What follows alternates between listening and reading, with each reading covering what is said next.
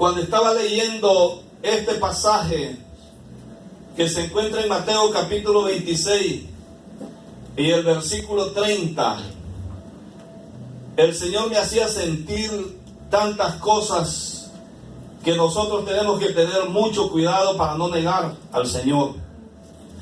Si usted busca Mateo capítulo 26, versículo 30, encontramos esta palabra poderosa que Jesús le dice a Pedro. Así como está sentadito, leemos la palabra honrando al Padre, al Hijo y al Espíritu Santo de Dios. Y dice a la letra: y cuando hubieron cantado el himno, salieron al monte de los olivos. Entonces Jesús les dijo: todos vosotros os escandalizaréis de mí esta noche, porque escrito está: heriré al pastor y las ovejas del rebaño serán esparcidas. Pero después que él haya resucitado, iré delante de vosotros a Galilea. Respondiendo Pedro le dijo: aunque todos se escandalicen de ti, yo no me escandalizaré. Jesús le dijo: de cierto te digo que esta noche, antes que el gallo cante, me negarás 3 veces. Dejamos hasta ahí la lectura. Este mensaje es un mensaje poderoso. Es un mensaje que nosotros lo hemos predicado infinidades de veces, y hasta lo hemos predicado para convencer a aquellas personas que no son convertidas, para que conozcan que a Cristo no se puede negar. Y a veces señalamos los hechos como la gente niega a Jesús. Pero si usted lee detenidamente este pasaje, nosotros aprendemos como cristianos que caminar con Jesús es importante. Oiga bien lo que yo dije: caminar con Jesús es importante. Hay muchos creyentes que somos creyentes, pero a veces no andamos con Jesús. Hay momentos que a Jesús lo tenemos a un lado y no andamos con Jesús. A veces nosotros le damos más importancia a otras cosas menos a las cosas que Jesús dijo. Un día, cuando la madre de Jesús y el padre buscaban a Jesús, Jesús les respondió: pero es que a mí me es necesario estar en los negocios de mi padre. Todo puede ser importante, quiso decir Jesús. Puede ser importante la preocupación que ustedes andan por mí, pero a mí me es necesario estar en los negocios de mi Padre. Amén. Y fíjense que esto, andar con Jesús, nos permite a nosotros sentir lo que Jesús sintió, la fatiga que Jesús sintió en su ministerio. Andar con Jesús a nosotros nos hace entender el sacrificio que Jesús hizo. Dice la Biblia que Él recorría caminos, ciudades, aldeas, pueblos. La Biblia dice de la fatiga de Jesús. La Biblia habla que Jesús caminó haciendo un sacrificio para cumplir con el mandato de su Padre. La Biblia habla que Jesús se levantaba de madrugada y oraba. Tenía una forma de vida, una forma de comunicación con su Padre, que a Él no le permitía perder ni un minuto del tiempo. Los discípulos que anduvieron con Jesús desde el momento que fueron llamados, conocieron algunos detalles íntimos de Jesús, conocieron alguna forma de ser del Maestro, conocieron alguna forma de hablar del Maestro, de actuar del Maestro. Fue un gran privilegio. Pero había algo que a ellos les faltaba: creer en el Maestro. Amén. Porque no es lo mismo cuando yo comparto con alguien porque me agrada aquella amistad, aquella compañía, pero conocer la profundidad de los propósitos de aquella persona. En el caso de Jesús era lo más importante. Dele un aplauso al Señor, hermano.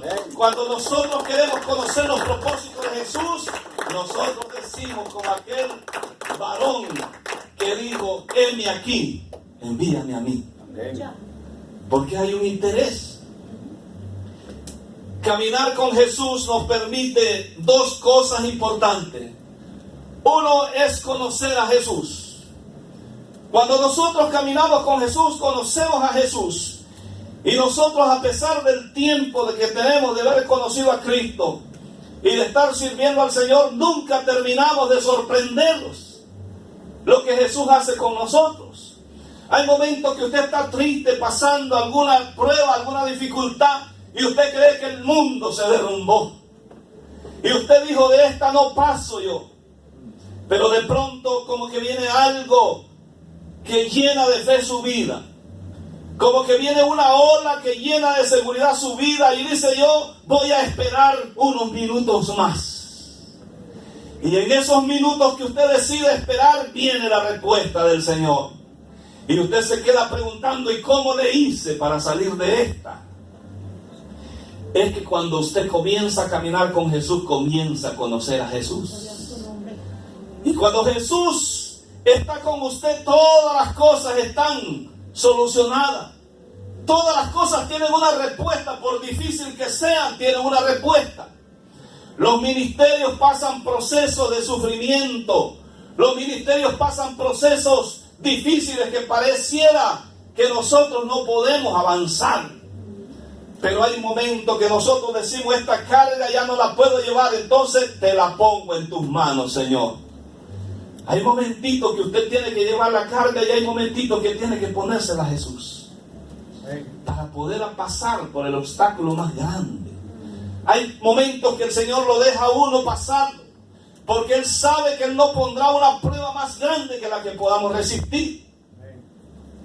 Pero hay momentos que nosotros tenemos que aprender a conocer a Jesús para saber si el Señor está a nuestro lado todavía.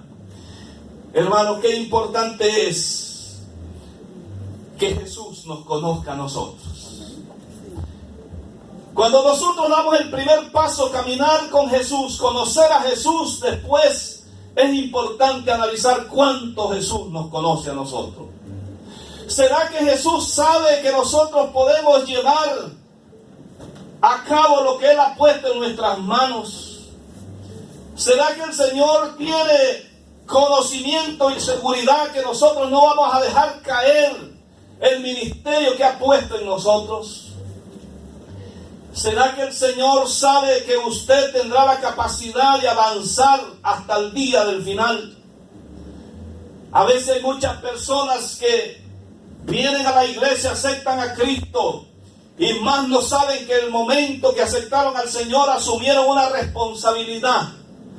Esta responsabilidad es irrevocable, es irrenunciable. Porque desde el momento que usted renuncia o desobedece las reglas establecidas en la iglesia, usted ya está cargando con una culpa. Y precisamente es por eso que en la iglesia usted mira que el mensaje que se predica es un mensaje para todo oído. Porque desde el momento que entramos nosotros, aún al que no ha levantado su mano, desde que está escuchando su palabra ya se está comprometiendo. Porque dice que en aquel día nadie dará por inocente. Cuando Jesús nos conoce a nosotros, sucede lo siguiente. Pedro no se preparó para ese momento. Pedro convivió con Jesús, compartió con Jesús los momentos tristes y los momentos alegres. Pedro consideró a Jesús un amigo bueno, que hacía milagros, que levantaba paralíticos, que levantaba a los muertos, que sanaba a los ciegos, que hacía tantos milagros, que daba de comer al hambriento. Pedro consideró en Jesús un hombre bueno, de buen corazón. Pero Jesús era más que eso. Y nosotros hoy en día, la iglesia de hoy en día está considerando a Jesús como un hombre bueno, pero Jesús es más que eso. Jesús es más que un hombre bueno.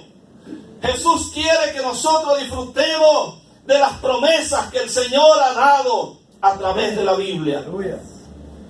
A veces la iglesia, por falta de espiritualidad, desconoce las promesas. Pedro convivía con Jesús. Pedro estaba ahí con Jesús. Pedro se consideró un hombre cercano a Jesús, pero nunca conoció bien a Jesús. Y cuando Jesús está hablándole de estas palabras el día final, que él sabe que va a ser traicionado por alguien de los discípulos, él anuncia esto. Y Pedro es el primero que dice: no importa que todo mundo se escandalice, pero yo mantendré la calma, Señor. Yo mantendré la serenidad, Señor. Yo seré el ejemplo de todos ellos. Y Jesús le dice: no, tú no vas a ser el ejemplo.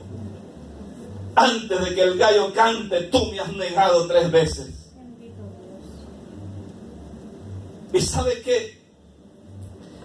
Pedro comienza a sentir que realmente él tiene la capacidad de no negar a Jesús. Estaba convencido, porque esa palabra que Pedro dijo, la dijo con seguridad, confiando en sí mismo. Y ahí está el error, confiar en nosotros mismos.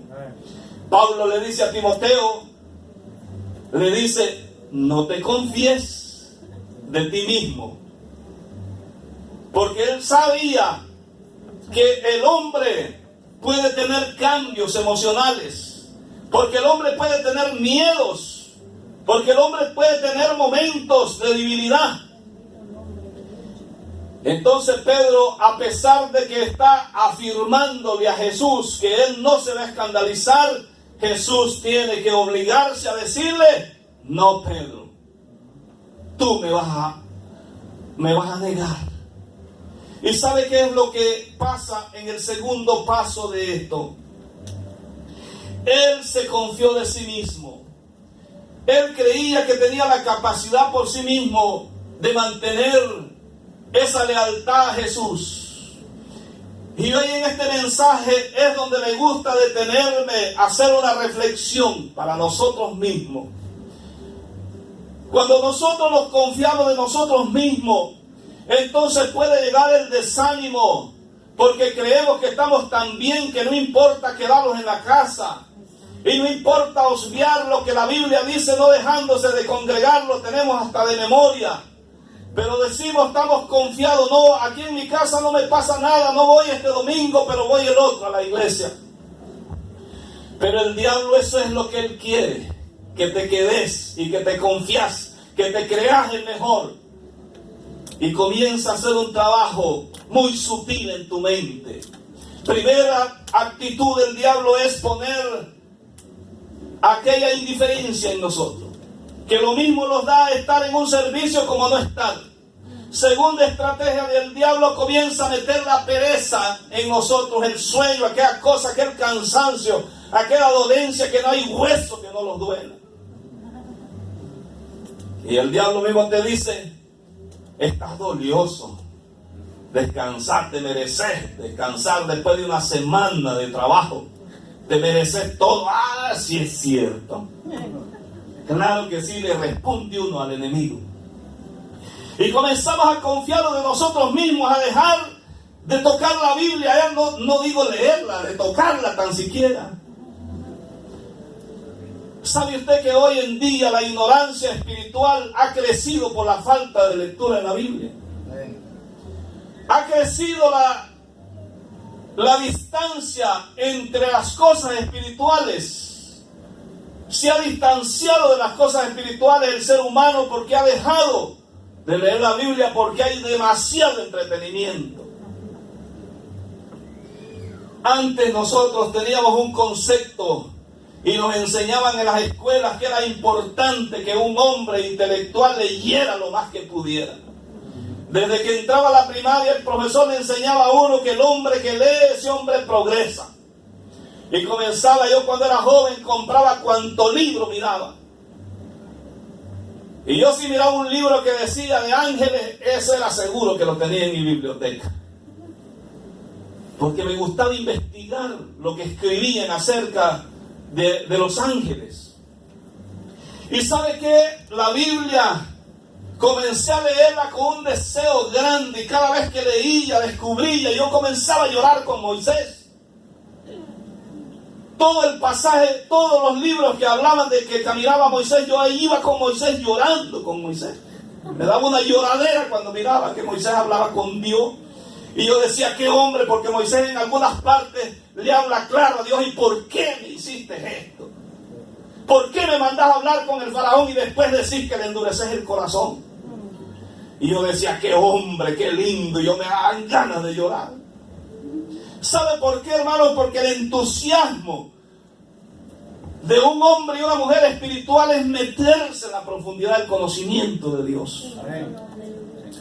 Cuando nosotros nos metemos en el conocimiento de Dios, nos da deseo de investigar, nos da deseo de orar para experimentar, y uno no se levanta hasta que Dios le dice algo.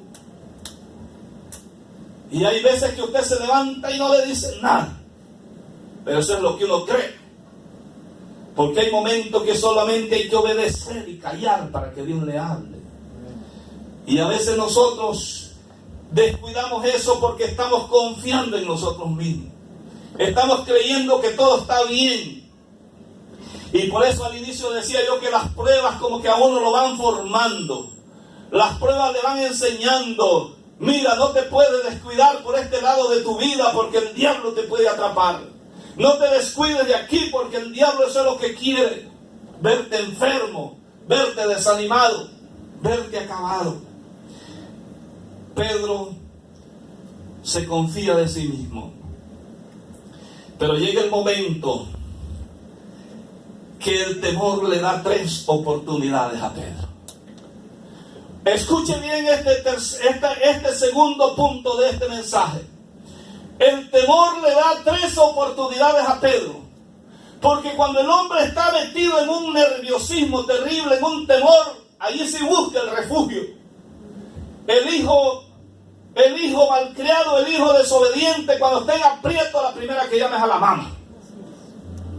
Y al papa, porque como el papa siempre tiene un carácter más fuertecito, primero llama a mi mamá. ¿Es así o no es así? Y comienza el hijo, mamá, fíjate que estoy metido en una situación, y comienza a mentirle, yo me metí por esto, y nunca dicen la verdad. Porque siempre hay una justificación. Es por culpa del fulano, es por culpa de esto, pero nunca es culpable uno. Entonces cuando están en ese aprieto necesitan una palabra, una idea para salir de allí. Y después el miedo cuando ellos están en la cárcel. Entonces ahí necesitan que toda la familia se una, pero antes ellos no querían saber nada de la familia. Pedro, el miedo le da 3 oportunidades. Comienza Pedro en el momento que aquella primera persona descubre que Pedro es uno de ellos. Pedro tuvo una cualidad, que él andaba de lejitos viendo todo. Y él andaba cerca para no perder de vista nada. Pero el problema fue cuando le dicen, este es uno de ellos, que andaba con el hombre, con el maestro. Y Pedro le dice, yo no, ni siquiera sé de lo que me estás hablando. Cuando Pedro tuvo esa primera oportunidad, él pudo haber dicho, sí, yo soy uno de los discípulos. Pero el miedo a él lo hizo decir una mentira. En la segunda vez que a él le dicen, como que ustedes ven que él va creciendo su enojo porque lo están descubriendo, porque cada día la acusación como que era más fuerte. Y le dicen, no, este hombre hasta habla como ellos. Y Pedro se enoja y le dice, yo ya te dije que yo no soy nada de ese hombre, no lo conozco. Y la tercera vez Pedro todavía arrogante niega a Jesús, pero de pronto en el mismo instante él siente cuando aquel gallo cantó. Aquel gallo fue la desgracia de Pedro, porque aquel gallo le recordó, aquel gallo fue la afirmación de que él era un cobarde, la afirmación de que él era un hombre desleal a Jesús.